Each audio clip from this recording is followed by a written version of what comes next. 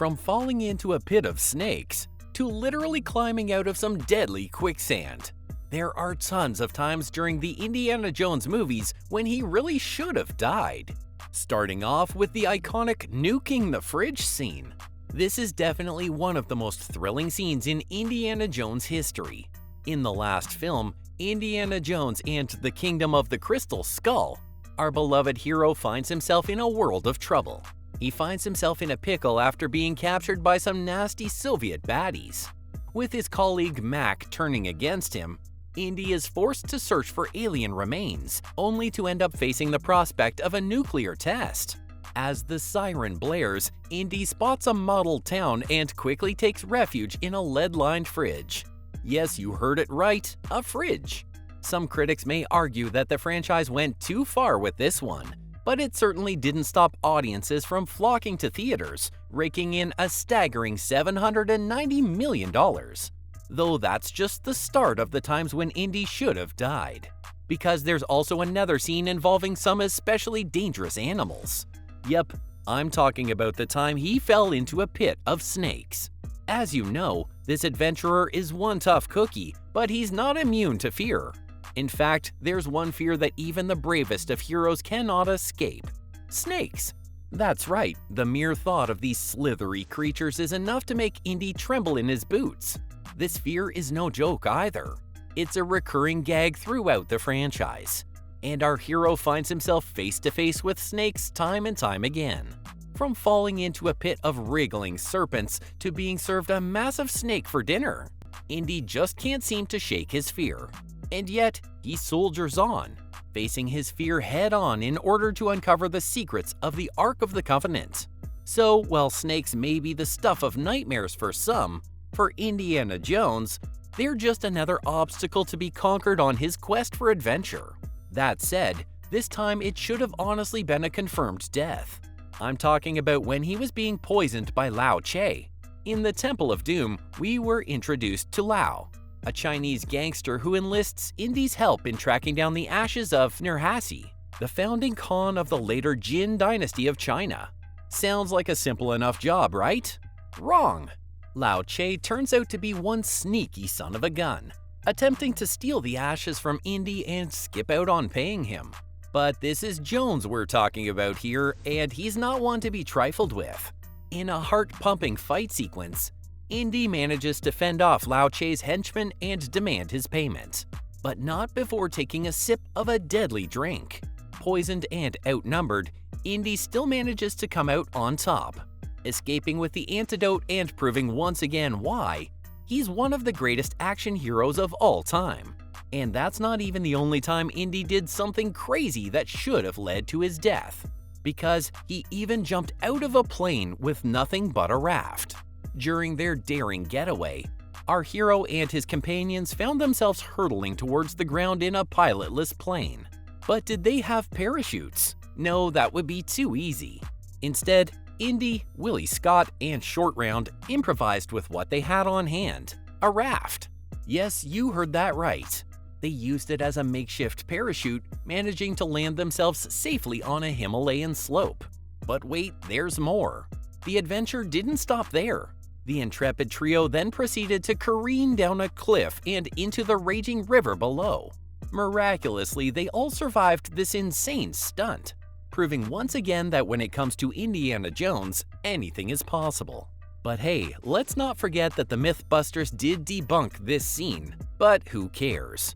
It's still a thrilling ride that perfectly captures the spirit of this iconic franchise.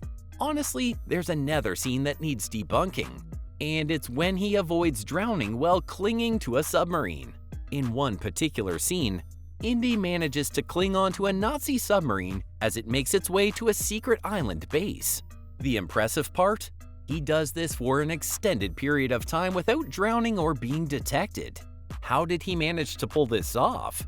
Well, that's still something of a mystery to viewers. The film cuts to a shot of Indiana emerging from the water atop the U-boat, leaving us all wondering how he managed to pull off this death-defying stunt. It's just one of the many ways that Indiana Jones continues to captivate and mystify audiences, and cement his place as one of the greatest movie heroes of all time. Though there's another moment that deserves a mention, and that's when he almost died due to quicksand. While escaping from crocodiles in Africa back in 1936, Indy and Marion Ravenwood found themselves in some quicksand. As Indiana explains, depending on the viscosity, quicksand may not be as dangerous as people think. But in 1957, the situation was far more perilous. This time, Indy and Marion fell into a dry sandpit, which is far more treacherous as the movement causes victims to sink. To escape, Indiana must face his biggest fear as Mutt throws a long snake for them to hold onto and use as a rope. It's just another day in the life of Indiana Jones, facing danger head-on and coming up with innovative solutions to impossible problems. And wait till you hear about this next one. The dude was literally dragged by a truck and lived to tell the tale. Indiana Jones has faced some of the most extreme physical challenges that even the most experienced adventurer would find daunting. From escaping a plane without a parachute to dodging a rolling boulder, he has conquered the seemingly impossible. So when he finds himself being dragged under and behind a speeding truck through the desert, it's just another day on the job for him. With a firm grip on the front bumper of the vehicle, Indy uses all his strength to stay grounded as the sand and dust whirl around him. As he makes his way down to the bottom of the truck, he uses his whip to swing to the back, bracing himself for a wild ride.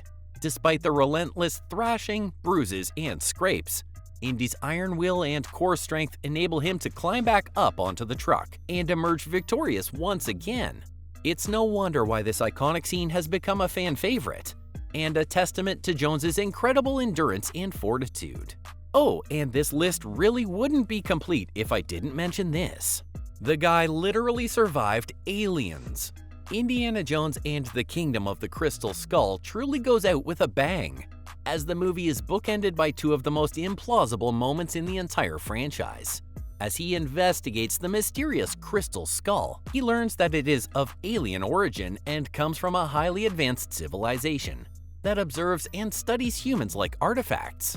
Unfortunately, the ruthless Soviet agent Irina Spalko doesn't fare too well in this encounter with the extraterrestrial, but Indiana manages to come out of it unscathed. And lastly, there's yet another iconic moment that should have led to his death, and that's outrunning a boulder. You all know the scene of Indy stealing a golden idol and triggering a booby-trapped cave, right? In his escape, he runs from a gigantic boulder that rolls after him. While the scene may seem impossible to survive, Harrison Ford did it for real. The boulder chasing him was a carefully crafted prop, made of wood, fiberglass, and plaster, weighing only 300 pounds despite its 12-foot size. Spielberg admitted that he was foolish for allowing Ford to do it himself, but the actor succeeded in outrunning the prop, which was filmed from 5 different angles. It was a high-risk scene, but Ford's determination and luck paid off, proving once again that nothing is impossible for the fearless Indiana Jones. But those are all the times when Indiana Jones should have died across the films.